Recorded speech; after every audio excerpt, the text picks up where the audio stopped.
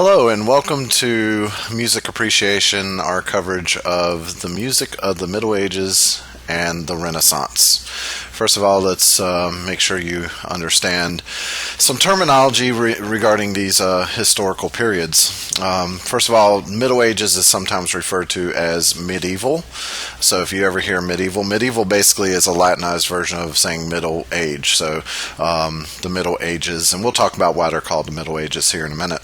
And the Renaissance, it comes from the prefix re, which means to do again, and ne, which is a root word that basically means birth, so rebirth, and we'll talk about why it was called that.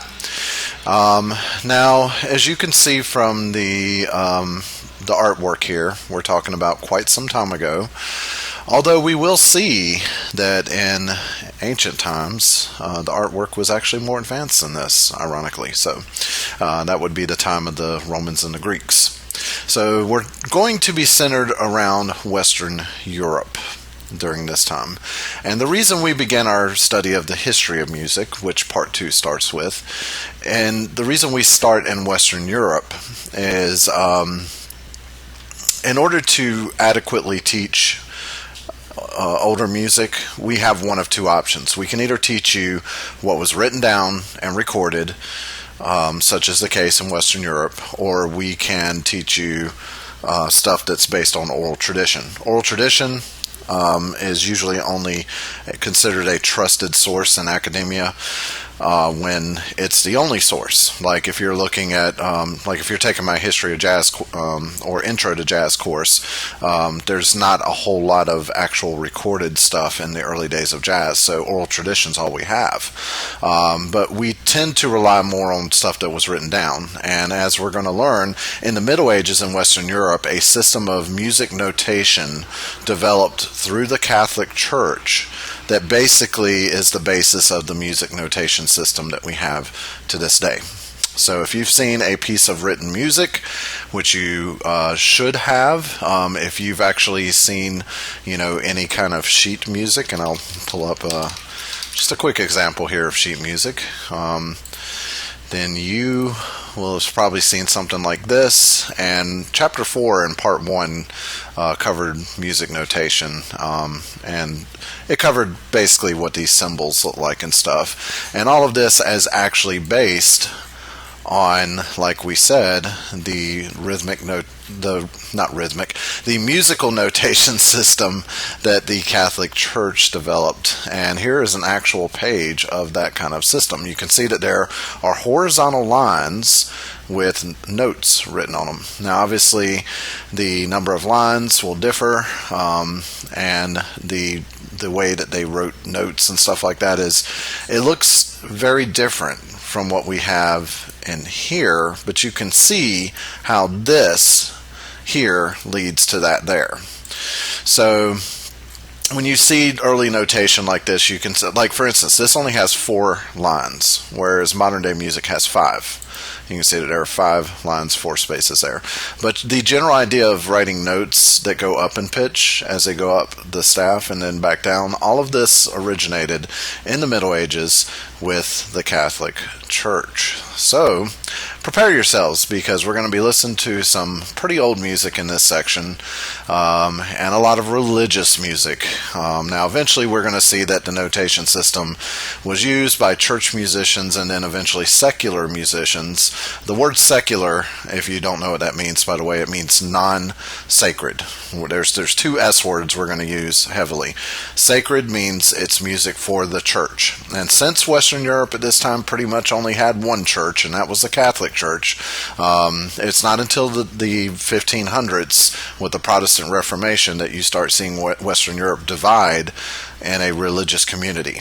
Pretty much everybody was Catholic during most of the Middle Ages, and until the Protestant Reformation in the 1500s, you don't really have anybody that's non-Catholic. So sacred is going to mainly refer to the music of the Catholic Church, and post-Reformation it can also refer to any Protestant music. Secular means non-church music. So if you're writing a love song for your girlfriend, that's secular. If you're writing a praise song for Jesus, that's sacred music.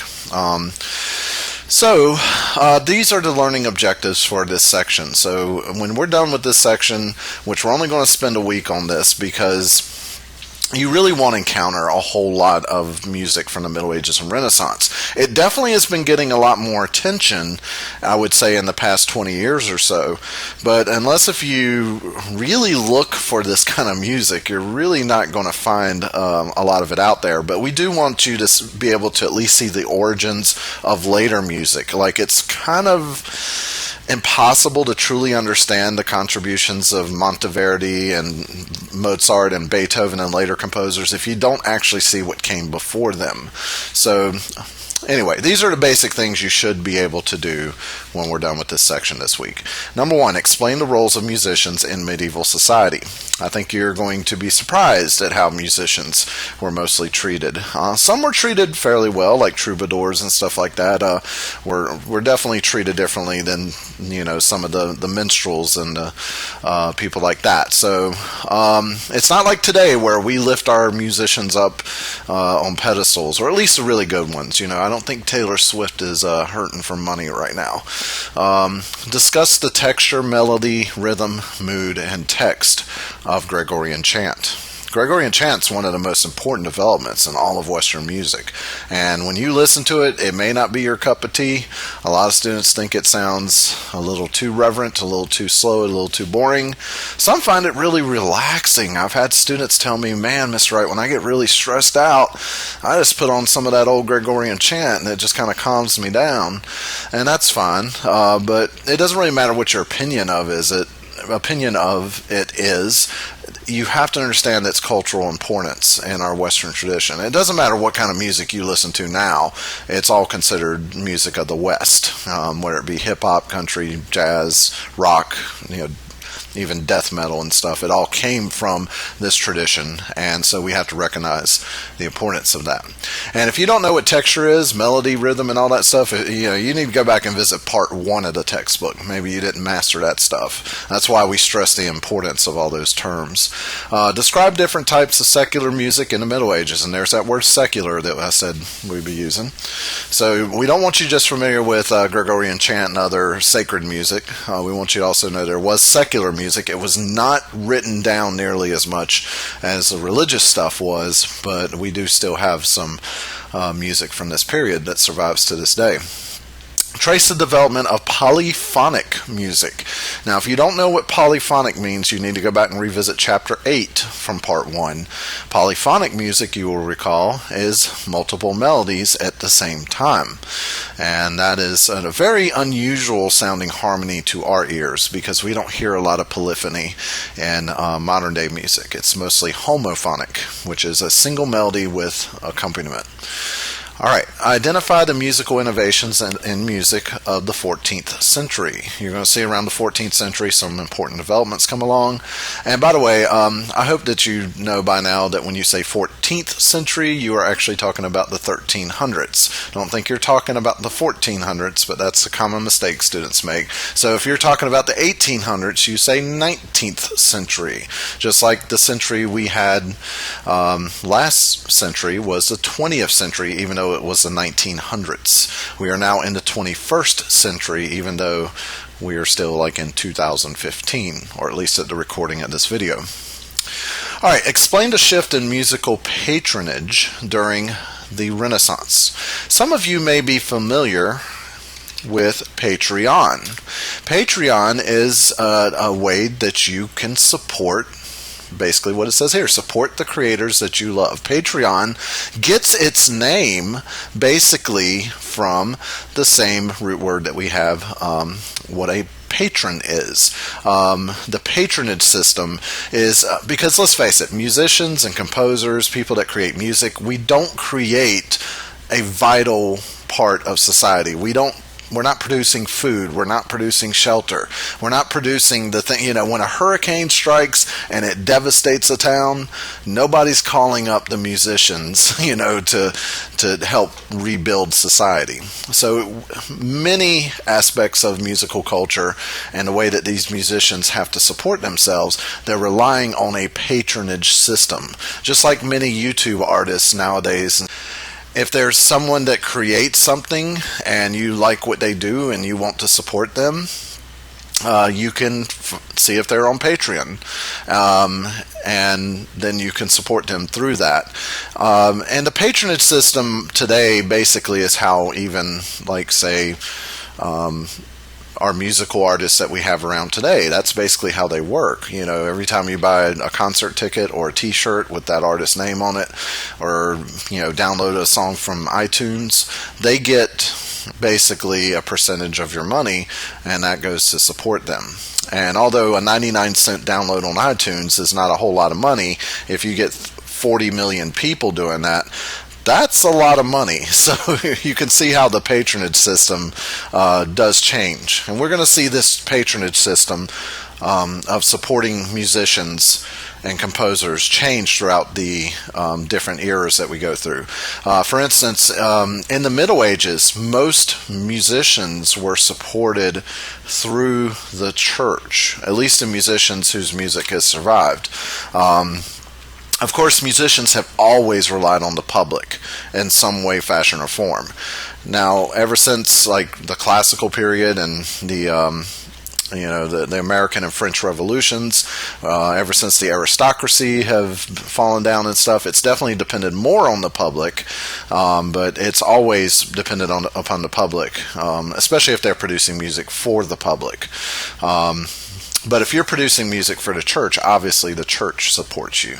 And we're going to learn the most powerful organization throughout most of the Middle Ages was the Catholic Church. They had the most money, the most power, and even though we like to think of like kings and stuff like that when you think of medieval times, even the kings answered to Rome in most cases. It's not until we get to the Baroque period that we really see the effects of the Protestant Reformation and the rise of the monarchies really start to challenge the authority and power in Rome, where the Catholic Church is seated.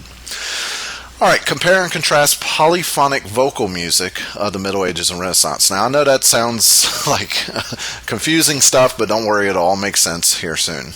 Describe two types of sacred vocal music during the Renaissance, and we're going to be able to do that. Compare and contrast two types of secular vocal music during the Renaissance. Discuss the development of Renaissance instrumental music. And you can go ahead and prepare yourself, because most of the music that has survived from the Middle Ages and Renaissance is vocal. That does not necessarily mean that it was purely vocal at the time, although we do know like most of the church music was purely vocal.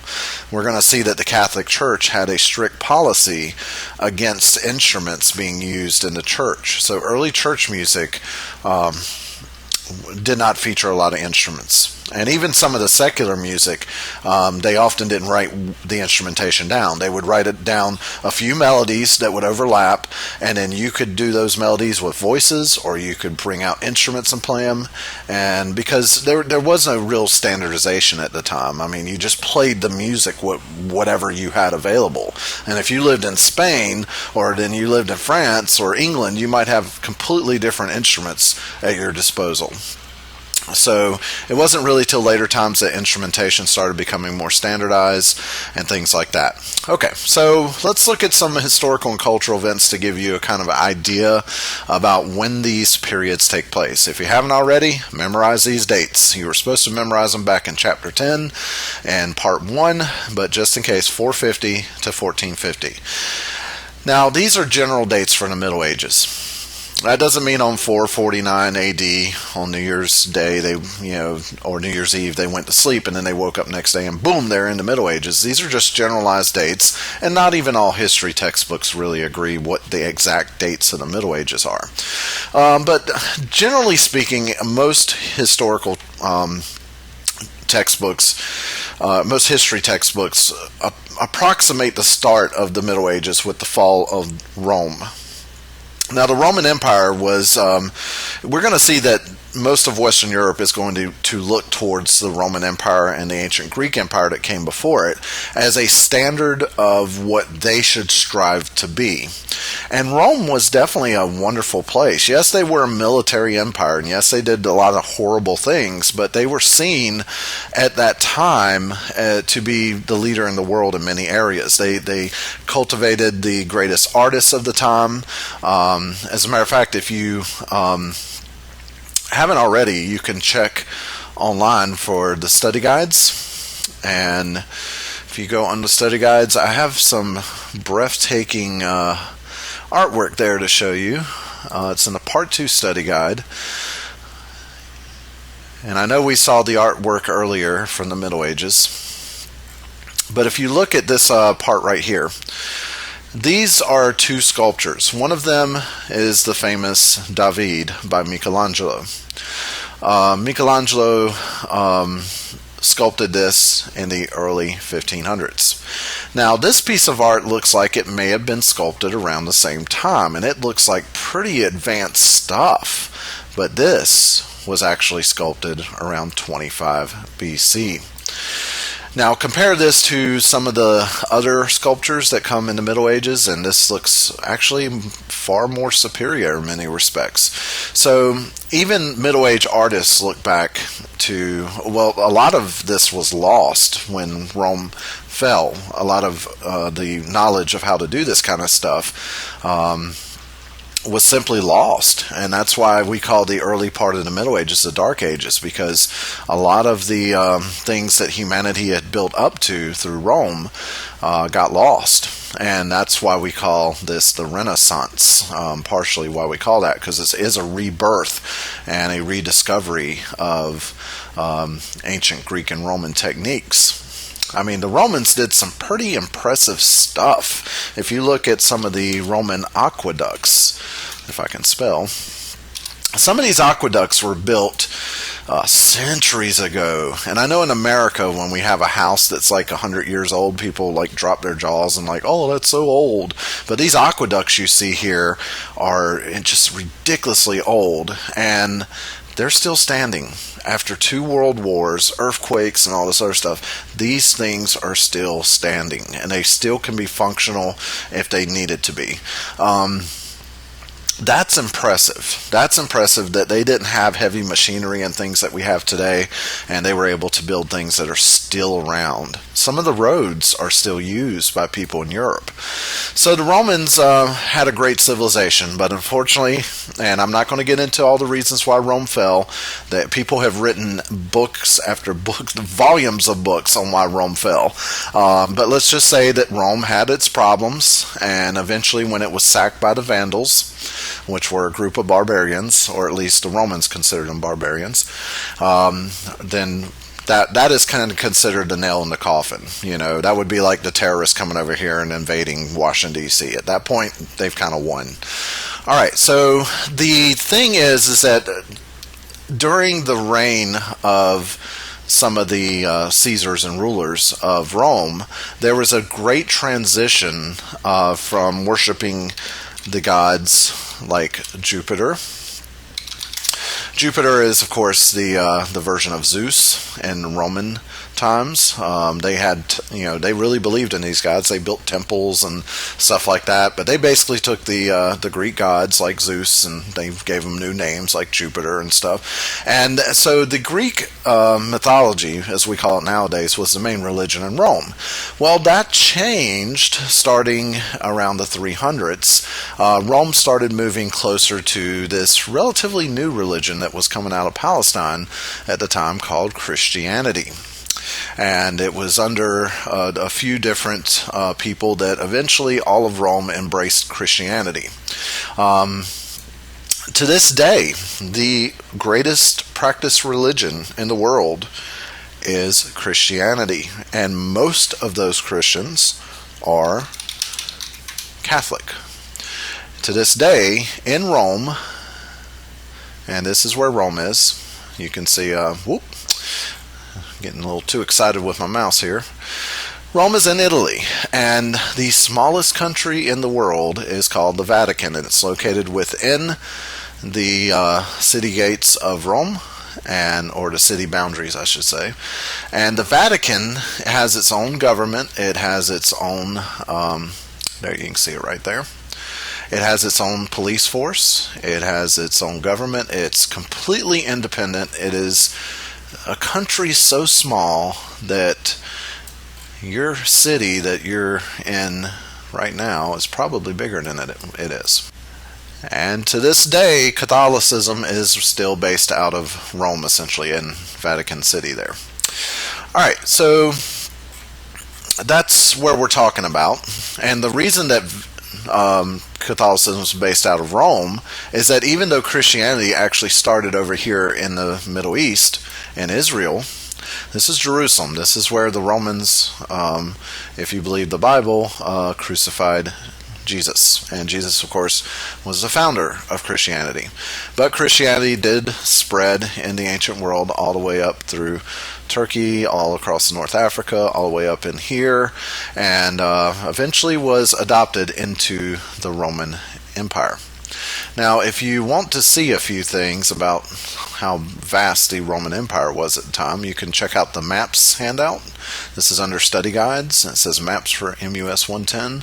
The grayed out areas here are where the Roman Empire stretched, and this is in 395 AD. And you can see that's why the Romans crucified Jesus, because they were in charge of Israel at the time, or Palestine as they called it.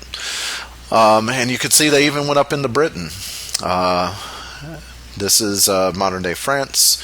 And if you've seen the movie Gladiator, the Franks up here, which basically become the Germans, basically, it opens up with the Romans fighting the people in Germania, as I believe it's called in the film, but up in modern day parts of Germany and stuff. They never fully conquered those people up there, but you can see that they did have their spread of influence. They were a huge empire.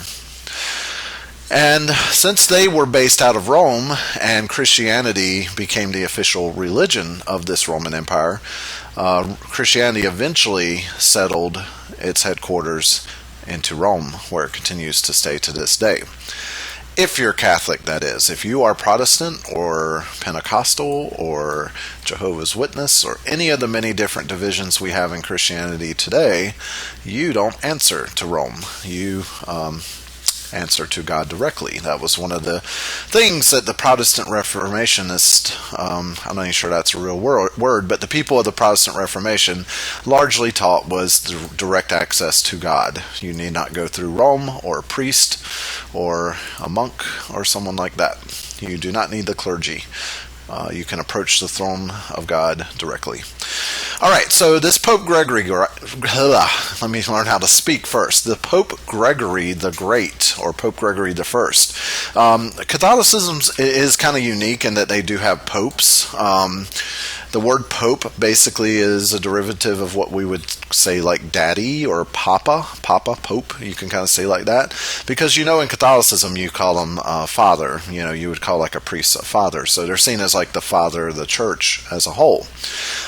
Because in the Catholic Church you have a hierarchy of rulership, which is very similar to like kings, dukes, earls, and barons and stuff like that. So we'll see if I can't find something that actually spells this out kind of conveniently.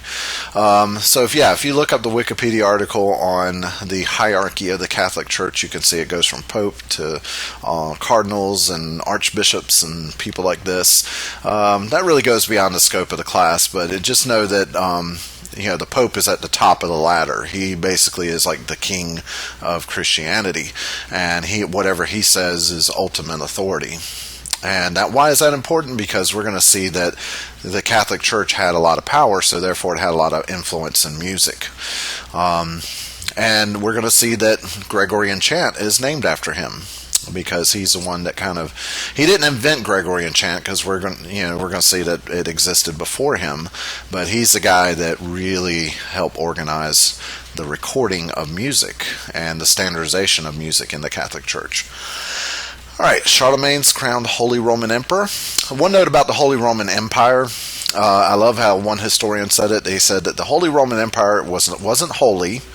It's not a religious organization.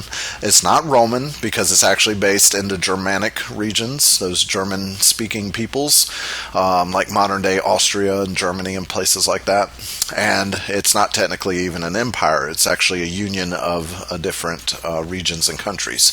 So we will see more about the Holy Roman Empire when we talk about in the classical period, because the cultural center of music in the classical period, we're going to learn, is going to be in Austria, and that's where Mozart and Beethoven and Haydn and many great composers worked. All right, so the Norman conquest in 1066, why that's important is because that's where you get the French influence into England. So William the Conqueror, you may remember that from history class. Then you have the Crusades. The Crusades were important in the history of music because many of the Middle Eastern instruments, like the guitar and the oboe, at least their ancestor versions of that, were introduced into Europe through the Crusades, as well as through Spain, where you had the Muslims actually conquered part of the North African Muslims, which were called Moors, actually conquered part of Spain for a while. All right, so you have all kinds of things going on here. And the main thing that you need to know is that you don't have to memorize these things. These are important things to know just in general historical context. But I'm not going to quiz you on this. I'm not going to say, okay, in 1066 what happened? That's more for your history class. But you will see the importance of knowing your history. It really helps you to understand the history of things like music. So, all right, so the Renaissance starts around 1450, and it goes all the way up to the Baroque period, which starts in 1600. And again, the word Renaissance literally means rebirth. What brought about the Renaissance were several things. The Gutenberg Bible, which was one of the first printing press produced documents. And so the printing press and the growth of literacy made printing text very much more efficient and affordable. And not only that, but discovery of the New World by the Europeans. I'm glad they said Columbus reaches America, not Columbus discovers America, because Columbus never discovered America. There were already people living there. But it's a very Eurocentric way of putting it, if you put it that way. But it is important to know that the Europeans became aware of this brand new region they previously didn't know about, and so it helped expand their minds of the possibilities that existed on Earth. And of course, Martin Luther, this is not Martin Luther King Jr., that's who he was named after, it was Martin Luther here, but a German monk and priest by the name of Martin Luther nails his 95 Theses on the door of the church. And that is considered to be the spark of the Reformation. And we'll talk more about the Reformation when we get there. The Council of Trent basically was the Catholic Church's reaction to the Protestant Reformation, when they kind of started realizing that this Reformation business wasn't going to go away, and so they pretty much were forced to make some changes within their government and their practices. And then you have Elizabeth become Queen of England, and of course the expiration of the New World really picks up when she finances Sir Walter Raleigh to come over here. And here in North Carolina, we are very appreciative of Queen Elizabeth. So the Spanish Armada being defeated was a huge blow to the Spanish trade and conquering system, and that, who knows, we might be speaking Spanish right now instead of English if that hadn't happened. Of course, anything's possible if you go back and change events. All right, so a few things is that you will notice that some of the artwork from the Middle Ages does look rather primitive compared to some of the latter. I mean, look at how realistic this painting is here compared to this one here. This one almost looks like something out of a children's coloring book. And you'll notice how unrealistic this is. You've got floating faces up in the air. You look at most medieval art, and it almost looks surreal. It almost looks completely symbolic, and that's some of the things we're going to talk about, is how much symbolism they put in their pictures. They didn't go for realism. In the in the Renaissance, they went for realism. For instance, this is David from David and Goliath. You probably notice he doesn't have any clothes on. Well, the Catholic Church would not have liked that too much, because they would have looked down on the nudity. After all, Michelangelo also painted the ceiling of the Sistine Chapel. And if you look at the paintings on the ceiling of the Sistine Chapel, you can Google image search it if you want, you'll notice that they're not nude. There are flowing pieces of cloth that the Catholic Church made Michelangelo put in there. But this piece of art, he was able to create it free from, even though it is a religious subject, it was not intended for being put inside a church. So, and they went for realism. They wanted to show even biblical figures like the Mother Mary here holding the baby Jesus. If this was done in the Middle Ages, Mary would be up on a giant, cathedral-like throne, and she'd probably be dressed in not peasant's clothes, but rich royal clothing, and Jesus would probably have a golden halo above his head and all this other stuff. It'd be, again, a very unrealistic, symbolic representation. But notice how realistic Michelangelo and Raphael here, how they went for it. And yes, the Ninja Turtles, if you haven't already guessed, are named after Renaissance artists, because you have Michelangelo, or the American way of saying that is Michelangelo, and Raphael, his painting here. All right, so, and Donatello, I believe he was not actually considered a Renaissance artist, but he's thrown into the mix too. And of course, Leonardo is named after Leonardo da Vinci, one of the most important and impressive artists of the Renaissance. All right, so you can read through, and you will have to read through, because your Learn Smart assignment will require that you you're supposed to read through, but it's going to kind of test your knowledge on it, and you know by now how the Learn Smart assignments work. But basically, you should go ahead and just read through this, and you will get a better understanding of what things were like at this time. I'm not going to be able to go over the rest of this with a fine-tooth comb, but I do want to touch on just a few things. Again, we start in Western Europe in 450 AD because of this guy right here, Pope Gregory I. We talked about him. Gregorian chant. Gregorian chant really helped make the Catholic Church realize that it wanted to standardize its liturgy, and that included the music. And so, since the Catholic Church had such a widespread influence, it realized early on that allowing all of its various countries that it had churches in to kind of do their own thing was eventually going to lead to some type of division. So they wanted to unify themselves. After all, the word Catholic means unity. It means togetherness. So basically, Pope Gregory I was one of the most important popes who helped organize and reorganize the Catholic liturgy from 490 to 604. So he didn't have a very long reign, but he was very busy during that time. Now, one thing about Catholicism is that sometimes there's myths and legends associated with it that you kind of have to take on faith. I mean, that's the nature of religion anyway.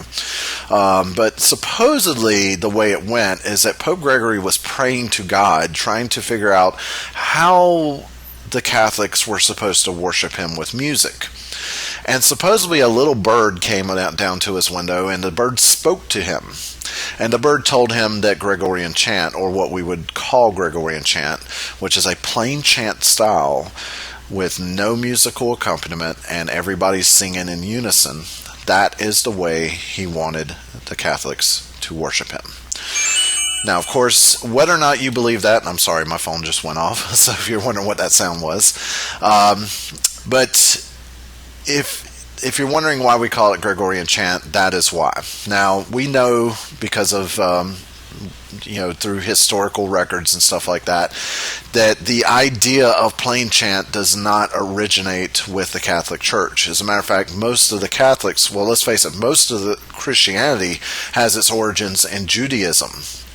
And Judaism actually had its own form of plain chant, which is very similar to Gregorian chant. And in synagogues, the Jews have a person called a cantor who gets up and usually sings a hymn. And if you listen to the older cantor style that they do, it sounds very similar to this Gregorian chant that you hear and here. So part of your online assignments for this week is we are now starting assigned listening examples that you do. And you're going to have to listen to this particular Gregorian chant, which is called Alleluia Vidimus Stellum. And as you can see, that's not in English. It does mean we have seen his star in English, but there's a reason why Catholics use Latin as the main language. So, as a matter of fact, up until the 1960s, it was forbidden to do a lot of things in official church practice, like the liturgy, if it wasn't in Latin or some kind of Latinized form, because you see here the word Alleluia actually comes from the Hebrew Hallelujah, which means praise to the Lord. So you can expect any music from the Catholic Church leading up to the 1960s. Most of it's in Latin. Even their Bible, which is called the Vulgate basically, is in Latin. Now, modern day Catholic Bibles, you can buy them in English and stuff like that, because there was a decree called Vatican II in the 1960s, which they lightened up on a lot of that. And if you go to a Catholic service in America nowadays, they're going to do most of it in English. You may hear occasional Latin. But the reason they use Latin is because, remember, the Catholic Church came out of the Roman Empire. And what was the language of Rome? Latin. So even though the Bible's not written in Latin, the Old Testament's written in Hebrew and Chaldean, and the New Testament's written in Greek, because the Roman Empire is what the church came out of, they used Latin because it's the only language that the entire Roman Empire was united in. They couldn't use, other languages. Now, other languages eventually came out of Latin, essentially, like what they call the Romance languages, like French, Spanish, Portuguese, languages like that. Of course, Italian comes out of Latin. So that's why you see similarities in English, too, because a lot of English is based in Latin. All right, so here's your listening guide, and I encourage you to read about these pieces before you listen to them. Now, you do have the ability to listen straight from your smart book here. You can click on this and do that, but keep in mind your assignment is to actually go in through Connect, and what you're going to want to do is, when you go under the assignments here, and right now I haven't posted them yet, but by the time you see this video they will have been posted, you're going to click on this, and you have to click on this link here to take you to the actual assignment. You don't get credit for listening to it by clicking here. You have to go through the assignment. Now, I encourage you to listen to these more than once, so you can always go back and listen in your smart book like this. But this is the piece of music. You'll notice it's all in Latin, Alleluia Vidimus Stellum, and all that stuff. And you can read the translation here. And if you read the translation, you can easily figure out this is about the three wise men coming to give gifts to baby Jesus. So this would be sung probably around Christmas time, which is, matter of fact, we get the word Christmas from Catholicism. When Catholics meet together, they don't say I'm going to church, they say I'm going to Mass. And we'll be talking about the Mass here in a minute. And the Christ Mass, if you say that fast enough, you eventually get Christmas, and that's where we get it from. All right, so you do have a second example of Gregorian chant here, and you're welcome to listen to that. That one actually has instrumental accompaniment, which was kind of rare, but in that example, you can see how minimal the instruments are. Now, it does address some secular music, and there's an estampe here that you can listen to, which is a medieval dance in triple meter. And eventually, though, the Catholic Church developed polyphony, because when you listen to these Gregorian chants, you will notice that it's monophonic texture. Notice there's no harmony going on here. It's everybody singing the same thing at the same time, and there's no harmony at all. Now, the Catholic Church couldn't just get rid of these Gregorian chants because they were literally like chiseled in stone gospel truth law of the church. So what they started doing is, and a way to get around that and to add some harmony, is that they kept the original chant. Like in this case, it would go da da da da da da da da da da da da, but then they would sing it a fifth above, which instead of dum, it would be like dum, like that, da da da da da da, like that. So that's a little high for my range. But and when they played these together, it was a mimicking line that was written above. And so you would have these lines above or sometimes below, but basically you had to keep these original Gregorian chants because getting rid of those was unthinkable because, after all, a pope decreed that. So this was called organum. And it became more complex over the years. And eventually this second line that they added started to get more independent. So instead of just mimicking note for note, instead of doing that, they would add an extra note like in between here. And so the second line was moving twice as fast as the first line. Well, this created a real problem in the written music because, as you can see from up here, there's not really a whole lot of rhythmic indications here. Matter of fact, when we perform this stuff nowadays, we are quite unsure whether or not these notes got, held out longer than these notes or whatnot. So when you see the School of Notre Dame here, the reason why they're important is because they developed measured rhythm. Now, the Notre Dame Cathedral that you can see here, it's located in Paris, France, and there were two music directors here. And they were instrumental in developing this polyphonic music that became so complex with its independent moving lines. It was a form of organum that they needed to develop metered rhythm, which means they needed to be able to notate the rhythm of the music and not just the pitches. These two guys are Leonin and Periton. You don't have to memorize their names or nothing, but that's, if you ever hear them referenced, that's who we're talking about. And so they were two. They were not the two that were solely responsible for this, but you always find people that you give the most credit to. And so they were definitely some of the big figures in getting us metered rhythm. So without organum, we don't have metered rhythm. And without metered rhythm, then we kind of have a great limitation on music notation. All right, so stuff progresses more and more, and again, we're going over literally centuries in a matter of seconds here. It took music some time to develop some of the stuff we just take for granted today. And so you will find in your required listening that I skip over some pieces like this. You're encouraged to listen to these because a lot of these do illustrate a few things that you'll need to know. But one of the most important things you need to know is, especially since most of us here in the Southeast and in North Carolina, especially as a state, we don't have a huge population of Catholics now. And even in my small little town here in North Carolina, we have one Catholic church located here, but it's such a small percentage. I mean, we've got tons of Baptists and Methodists and stuff like that. So a lot of people from around here are not familiar with how Catholicism operates, and a lot of people assume that Catholics are pretty much just like other Christians. But they have the Mass, and the Mass is the most solemn ritual. It's actually performed every single day. However, of course, the big Mass that everybody goes to is on Sunday, and that's because it's the first day of the week and it's the day that Jesus rose from the grave. If you know any Jews, they go to church on Saturday because that's technically the Sabbath. So if you ever get anybody mad at you for cutting the grass on Sunday saying it's the Sabbath, nope, they're wrong.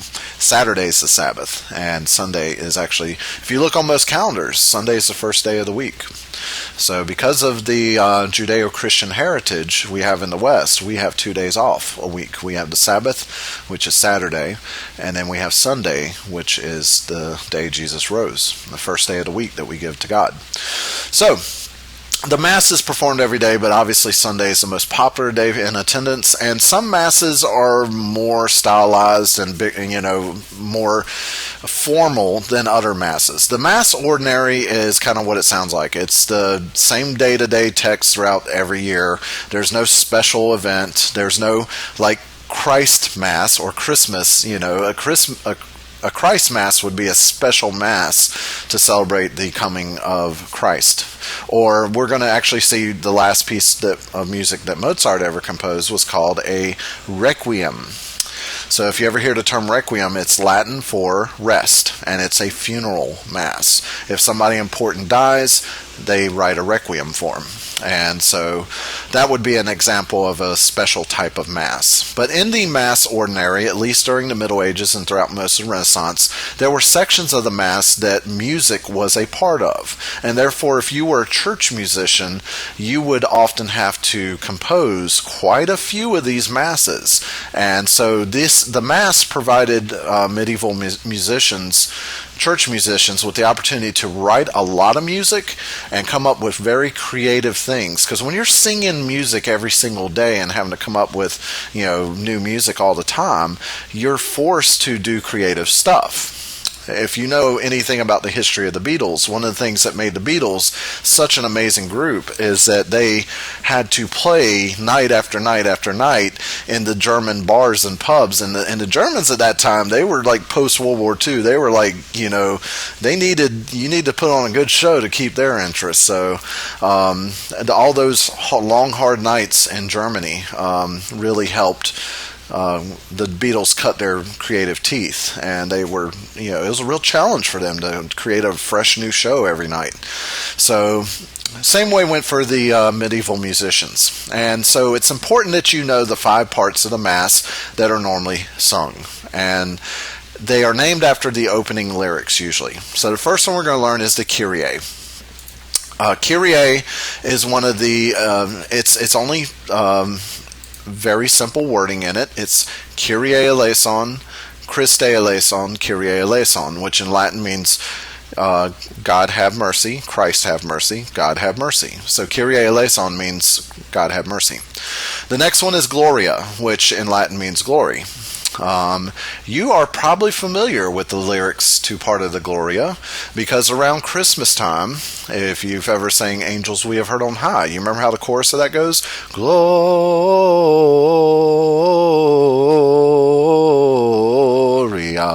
in excelsis Deo. If you ever wondered what in excelsis Deo means, it means glory to God, or Gloria in excelsis Deo means glory to God alone in the highest, is what it means in Latin. And so that you've sang Latin before, you've sang part of the Gloria. All right, Credo is pronounced Credo. It's basically the Apostles' Creed, or the Statement of Faith in a sung version. Sanctus means sacred or sanctified. And the last one is a little difficult to pronounce, but Latin is pronounced differently than English. It's Agnus Dei. It's not Agnus Dei. That's how it's usually mispronounced. But Agnus Dei, which means Lamb of God. And that's the name that John the Baptist gave Jesus the first time he saw him. Okay, so we have 2 examples of the Mass in your text. We have the earlier Mass, which is pre-Reformation Mass, and that's the Agnus Dei. And you're going to hear that this is heavy polyphony. You can hear how this grew out of like the organum of the Gregorian chant. However, we do not consider Mass music to technically be Gregorian chant. Most of it can be based on, or not most of it, but some of it can be based on Gregorian chants and stuff. But once it's set to these sacred texts like Kyrie, Agnus Dei, Credo, and stuff like that, it's technically considered to be a Mass at that point. So listen to the Agnus Dei. And by the way, you will notice since it is in a three-part form. A, B, A. And that's religious symbolism. Like I mentioned earlier, much of the medieval art had symbolism in it, most of it religious in nature. This was not a random choice here by the composer. He did this because the number 3 is very important to Christians. Father, Son, Holy Spirit. And so that was not any coincidence that he did that. So, and do read the translations, because when you hear them sing Agnus Dei, Qui totis peccata, and all this other stuff, if you don't know your Latin, you're not going to be familiar with it. Okay. So moving on. Now your second example of the Mass, the music, is later on in chapter 2, and that's from the Pope Marcellus Mass. And you can see by the dates of this that this is after the start of the Reformation. Now, this Mass in particular wasn't necessarily, a direct, reaction to the Protestants. The Protestants criticized a lot of the Catholic music, saying it was too polyphonic, that all these overlapping melody lines clouded the lyrics and you couldn't understand what they were singing, and on top of that they were singing in Latin. If you recall why Martin Luther got excommunicated or kicked out of the Catholic Church, it was because he translated the New Testament from the original Greek into German so that the German people could read it directly. And so part of the Protestant Reformation was putting the religious stuff in a language that the common people could understand. And that's why, if you're like Baptist or Methodist, that's one of the reasons you have an English translation of the Bible. And that's also why the King James Version, which came out in the 1600s, was an important translation, because it was a royal sanctioned translation of the Bible into English. All right, so the Kyrie here is a Kyrie eleison. As you can see, it's just these simple words here. And this is from a Mass that it's called the Pope Marcellus Mass. And you can listen to that, and you can hear how there's still polyphony in here. There's still the overlapping voices, but they come together a lot more, and there's a lot of what you call imitative polyphony, where it's more like a round. Some of you may have done this in your elementary school music classes, where like one side of the classroom starts singing, row, row, row your boat gently down the stream, and then the other side, when they sing gently down the stream part, they start row, row, row your boat. So you're singing the same thing, and you're singing an imitation of the other line, and that makes it so much easier to understand what's going on. It's not like the completely independent lines that you see in earlier polyphonic music. And believe it or not, this imitation that you see in these voices and stuff started to lead towards more homophonic texture. Now, homophonic texture is what the Protestants like to hear. And if you look up some old Protestant hymns like "A Mighty Fortress Is Our God" by Martin Luther and stuff like that, you will hear that all the voices are singing together, some in harmony, some on the melody. But it's no overlapping vocal lines like you see in the Catholic Church. All right, so there are examples of a few types of secular music. The main one we're going to focus on is the madrigal. Madrigals are really popular, especially in England and Italy, although you could see that they were celebrated in other parts of Europe. And madrigals were specifically secular songs. And this particular one is actually written in dedication to Queen Elizabeth, who we mentioned earlier. Please note that she is called Oriana. That was one of her nicknames, because you will see that he often refers to Queen Elizabeth through nicknames in this. For instance, a maiden queen. He doesn't really come out and call her Elizabeth in the song. And there is a concept from part 1, and when we talked about melody, of word painting. Notice all these words in italics here. When you go to listen to this piece, listen to how these words in italics are represented by word painting in the music. And that means, like, for instance, on the word descending, guess what they do to the melody whenever a vocal line sings the word descending? They go down in pitch. And then when it goes to the part where it says 2 by 2, you can see that this piece of music is actually for several singers. Well, only 2 people sing when it says 2 by 2. And then when they sing 3 by 3, it's 3 singers coming together. And then when they sing all alone, it goes down to 1 singer. So you see this sometimes in modern music too. If you're familiar with the Garth Brooks song, Friends in Low Places, he sings, I've got friends in low places. On the word low, he goes down to a really low note. So you even see it in modern day music. Do that. So, and if you're still not familiar with that, go back to the chapter on melody, which I believe is chapter 5 in part 1, and look towards the end of that chapter. You'll see them address word painting. All right, so there's a few other things here and that you should check out and give you some insights into what secular music sounded like at the time. With these lecture videos, I never really can do them all justice. I even feel like in my seated classes, I never really get to do this period much justice. But I've given you just a few things to guide you along, and we're going to wrap things up now. I could make, 4 or 5 hours worth of videos for this, but that really is kind of overkill in this instance. After all, we only have 16 weeks together, and we can't get too gratuitous with our coverage here. And like I said, you're not really going to encounter this music that much out there. Most of the concert music you go to will be performed from 1600 or to up to present times, so you're really not going to see a whole lot of performances of this music out in the real world. But it's important for us to know where the music we do hear performed, where it had its origins, and we have to at least recognize and appreciate the contributions of the people from these periods. And it doesn't matter if you listen to hip-hop, country, rock, or anything, all this is built on Western tradition. So even though you're reading about Europe and these old people from Italy and stuff like this, I mean, that they helped define our culture today, because we live in a Western culture.